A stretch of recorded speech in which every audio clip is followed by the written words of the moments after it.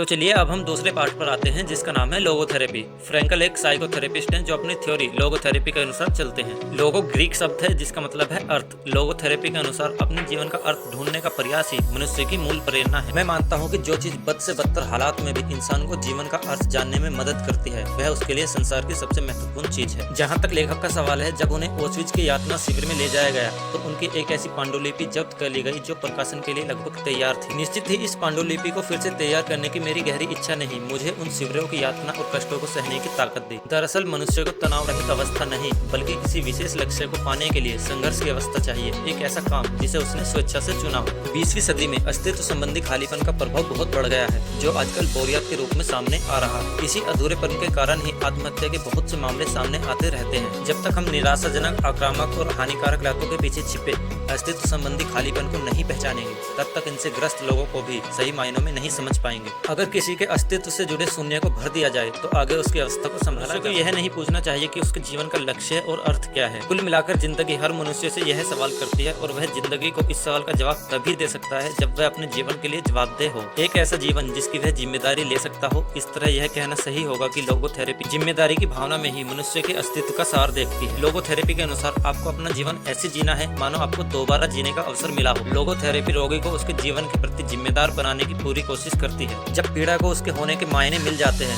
तो वह पीड़ा नहीं रह जाती। यही कारण है कि मनुष्य कष्ट और पीड़ा को झेलने को तैयार हो जाता है। केवल मनुष्य ही है जो अपनी पीड़ा या कष्ट के पीछे छिपे अर्थ को भी जान सकता है। किसी भी क्षण में, चाहे वह अच्छा हो या बुरा, मनुष्य को यह निर्णय अवश्य लेना चाहिए कि उसके अस्तित्व को किस बात के लिए याद किया जाएगा। यह विडंबना ही है कि इंसान का डर उसके सामने उस चीज को लाकर खड़ा कर देता है जिससे वह भयभीत होता है। ठीक इसी तरह जो काम मजबूरी में किए जाते हैं वे हमारे मजबूत इरादों में रुकावट बनते हैं। जो मानसिक रोगी खुद पर हंसना सीख लेता है, हो सकता है कि वह खुद को संभाल पाने या फिर पूरी तरह स्वस्थ होने की राह। वर्तमान युग में अस्तित्व संबंधी खालीपन ही सामूहिक पागलपन के रूप में सामने आ रहा है, जिसे शून्यवाद कहा जा सकता है, जो कहता है कि अस्तित्व का कोई अर्थ नहीं है। यातना शिविरों में हमने ऐसे साथी भी देखे जो सुअरों की तरह बर्ताव करते थे और वहाँ ऐसे लोग भी थे जिनका बर्ताव संत जैसा था। मनुष्य के भीतर दोनों ही तरह की संभावनाएं उपस्थित हैं। उनमें से कौन सी संभावना साकार होगी यह उसकी परिस्थितियों पर नहीं बल्कि उसके द्वारा लिए गए निर्णयों पर आधारित होता है।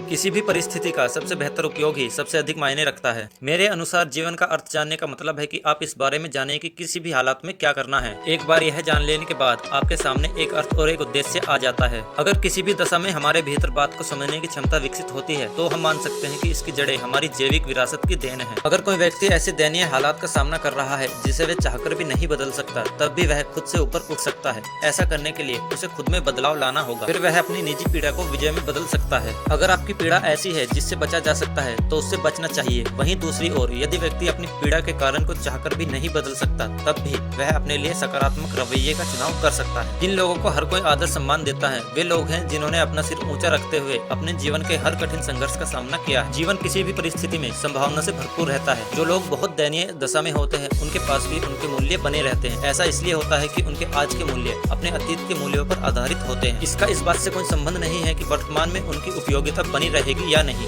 शून्यवाद यह नहीं कहता कि यहाँ कुछ नहीं है, यह तो बस कहता है कि सब कुछ अर्थहीन है। लेकिन यह भी सच है कि महान चीजों को पाना जितना दुर्लभ है उनका एहसास होना भी उतना ही कठिन होता है। यह सच है कि ऐसे लोगों की संख्या उंगलियों पर गिनने जितनी है और वे हमेशा कम ही रहेंगे। फिर भी हमें उन लोगों का एक हिस्सा बनने को एक चुनौती के रूप में लेना चाहिए, क्योंकि यह संसार बहुत ही बुरी दशा में है और यदि हम में से हर कोई कुछ बेहतर करने का प्रयत्न नहीं करेगा तो यह और भी बदतर होता चला जाएगा। तो हम सबको सजग होना होगा, दोहरे अर्थों में सजग होना होगा। ओशविट्ज प्रसंग के बाद से हम मनुष्य की असली क्षमता को पहचान गए हैं और हिरोशिमा प्रसंग के बाद हम यह भी जान गए हैं कि दांव पर क्या लगा।